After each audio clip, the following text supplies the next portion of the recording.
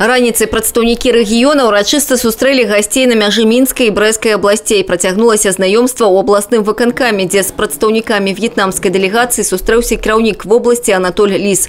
Пачалі размову з аналізу вынікаў падпісанага летась пагаднення аб супрацоўніцтве паміж рэгіёнамі.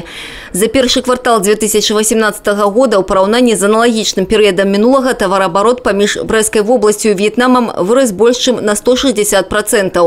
Пры гэтым аб'ём экспорту з Брэсцкай вобласці амаль падвоіўся. Рэгіён экспартуе ва В'етнам мясную і малочную прадукцыю, лямпы накальвання, спирт, солод, імпартуе малюскаў, рыбу, каучук, чай. Я считаю, что это не предел, незначительно должны увеличить товарооборот. И я уверен, что ваш визит, он будет способствовать именно прежде всего развитию торгово-экономических отношений между нашими регионами.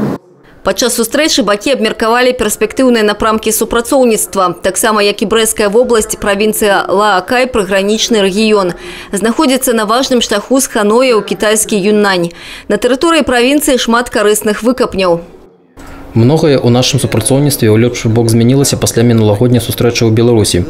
Падчас гэтага ў вашу краіну мы ўжо ўдзельнічалі ў мінскім бізнес-форуме, дзе падпісана кантрактаў на агульную суму каля 10 мільёнаў долараў.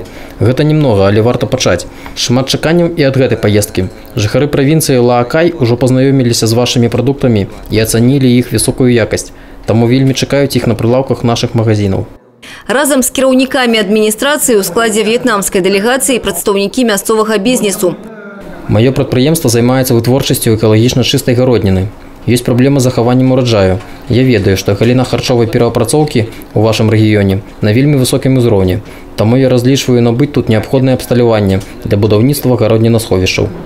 У праграме візіта перамовы з кіраўніцтвам кампаніі «Санта-Бремер» і дзелавая сустрэча з экспарцёрамі рэгіёна ў брэсцкім тэхнапарку. Яшчэ адзін перспектыўны напрамак супрацоўніцтва – абмен турыстамі. В'етнам уваходзіць у спіс краін, грамадзяне якіх могуць скарыстацца магчымасцямі бязвізавага наведвання Беларусі.